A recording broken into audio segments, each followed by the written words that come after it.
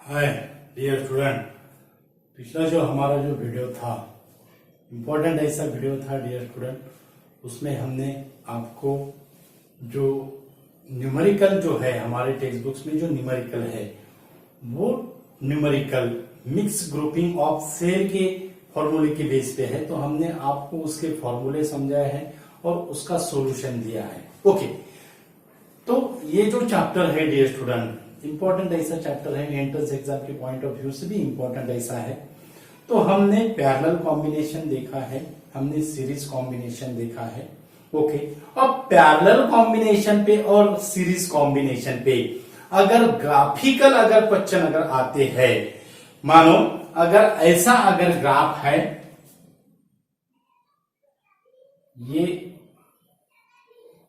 ये वोल्टेज और ये हो गया करंट। ओके, और इसमें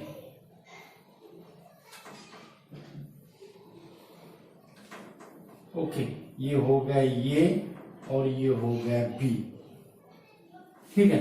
और आपको अगर पूछा गया कौन सा ग्राफ यानी ये और बी से कौन सा ग्राफ हमें पैरेलल कॉम्बिनेशन शो कर रहा है और सीरीज कॉम्बिनेशन शो कर रहा है, अब ये कैसे निकालते हैं डियर स्टूडेंट। इस टाइप के जो क्वेश्चन जो होते हैं, इसके जगह अगर टेम्परेचर भी अगर आता है तो वो भी आज हम आपको समझाएंगे कि उसका सिंपल क्या ट्रिक्स है, कैसे हम उसको निकालते हैं। तो इसकी सिंपल ऐसी ट्रिक्स है डियर स्टूडेंट, हमें पता है ये जो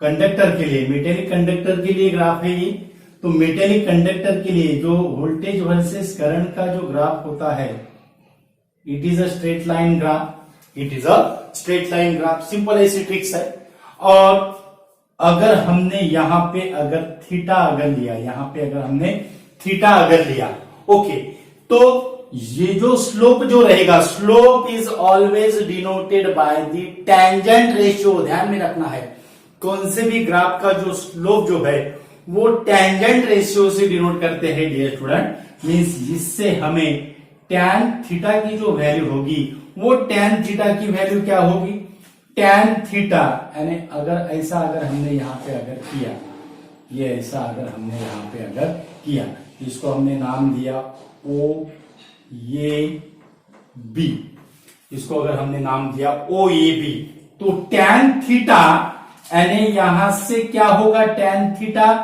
टैन थीटा यहां से होगा अपोजिट साइड यानी होगी ए बी, और एडजेसेंट साइड यानी होगी ओ ए। ए बी क्या रिप्रेजेंटेट करेंगी, वोल्टेज रिप्रेजेंटेट कर रहे हैं, और ओ ए क्या रिप्रेजेंटेट कर रहे हैं, करंट रिप्रेजेंटेट कर रहे हैं, यानी tan theta equal to V by I, और according to Ohm's law V by I that is equal to R, V by I that is equal to R।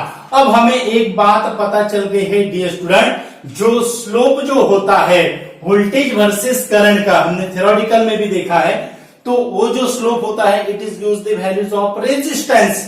अब अगर आपको अगर पूछा जाए which graph shows the parallel combination graph, Which graph shows the series combination graph, अगर आपको अगर ऐसा पूछा अगर जाए which graph is the series combination graph, अब इसका जो करस्पॉन्डिंग जो रेजिस्टेंस होगा, ये का करस्पॉन्डिंग रेजिस्टेंस होगा आर ए, और बी का जो करस्पॉन्डिंग रेजिस्टेंस होगा वो होगा आर बी।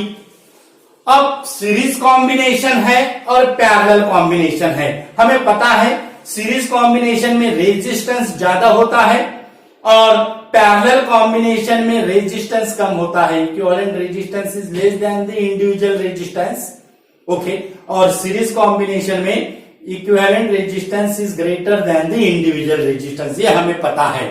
ओके, यानी पैरेलल कॉम्बिनेशन, अगर हमें सीरीज कॉम्बिनेशन अगर पूछा जाए तो हमें इससे क्या शो करना पड़ेगा, इससे हमें क्या निकालना पड़ेगा, कौन सा रेजिस्टेंस ग्रेटर है, आर ए ग्रेटर है या आर बी ग्रेटर है। ओके, तो जो रेजिस्टेंस ग्रेटर रहेगा वो ग्राफ किसका होगा, फिर पैरेलल कॉम्बिनेशन का होगा। यानी आर ए अगर ग्रेटर अगर रहा आरबी से, तो वो सीरीज कॉम्बिनेशन का होगा। अगर आरबी अगर ग्रेटर रहेगा आरए से, तो हमें सीरीज कॉम्बिनेशन का निकालना है। पैरेलल कॉम्बिनेशन से उसका रिवर्स होगा। ओके, तो सीरीज कॉम्बिनेशन के लिए अब ये ग्राफ पर से हमें क्या देखना है कि कौन सा स्लोप ग्रेटर है। ये ग्राफ पर से हमें देखना है कौन सा स्लोप ग्रेटर है। तो डायग्राम देखते ही हमें समझ में आ रहा है डियर स्टूडेंट, जो यहां से अगर हमने टैन, यहां पे थीटा भी लेते हैं और यहां पे लेते हैं थीटा ये। ओके, तो हमें क्या नजर आ रहा है, that is a tan theta ये is greater than tan theta B दिख रहा है हमें। ये जो है ये ऑब्वियसली ये इसका जो स्लोप रहेगा मीन्स टैन थीटा ए का स्लोप क्या रहेगा, ग्रेटर रहेगा टैन थीटा बी से। Means slope is use the values of resistance means R A is greater than R B. R A is greater than RB. RA is greater than RB means which graph shows the series combination means ये graph shows the series combination।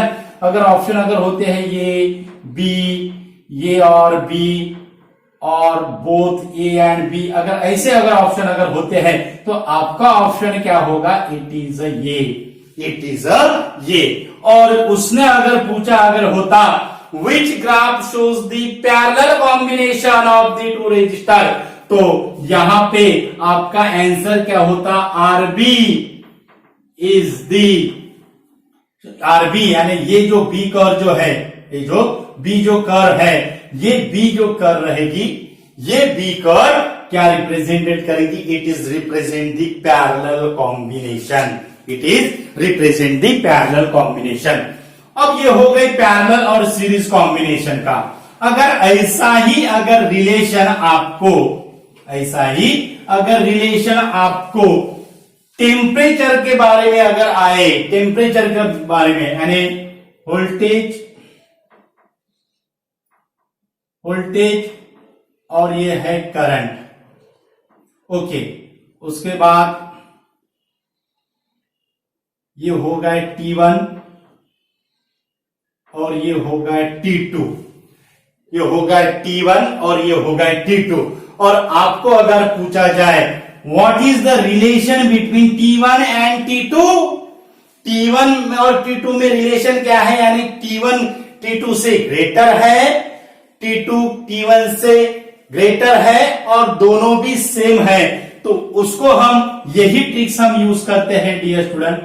ये जो tricks जो है यही tricks हम use करते हैं। और आपको इसमें रेजिस्टेंस भी पूछा जा सकता है, विच रेजिस्टेंस इज ग्रेटर, हमें पता है मेटेलिक कंडक्टर के लिए जो ग्राफ जो है हमने मेटेलिक कंडक्टर के लिए लिए है, तो मेटेलिक कंडक्टर के लिए रिलेशन क्या होता है रेजिस्टेंस का और टेम्परेचर का, resistance is directly proportional to temperature.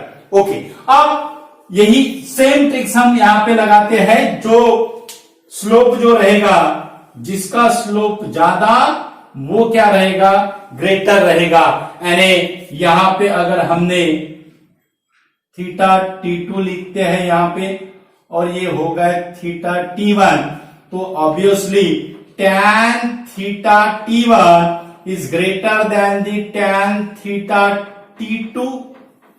tan theta T1 is greater than the tan theta T2. So RT1 is greater than RT2. RT1 is greater than RT2 means जिसका resistance ज्यादा उसका temperature ज्यादा means T1 is greater than T2। क्या relation होगा इससे, T1 is greater than T2, T1 is greater than T2। Okay, मानो अगर variable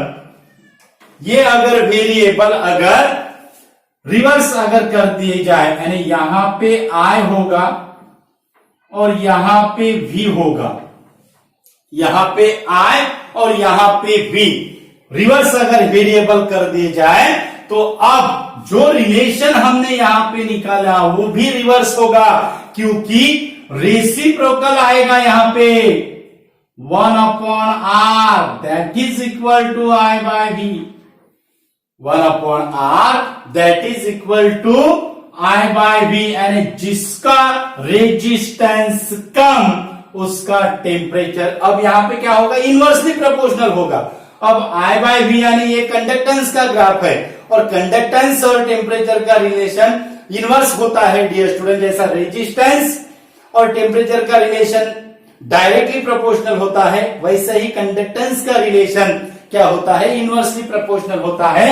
means अगर I और V अगर ऐसा अगर आता है तो हम क्या लिखेंगे फिर, अब यहां पे क्या होगा, I और V अगर रहा तो यहां पे हमें क्या मिलेगा, T1 और T2 तो ग्रेटर है, सेम रहेगा, ये भी सेम रहेगा। RT1 is greater then RT2, RT1 is greater then RT2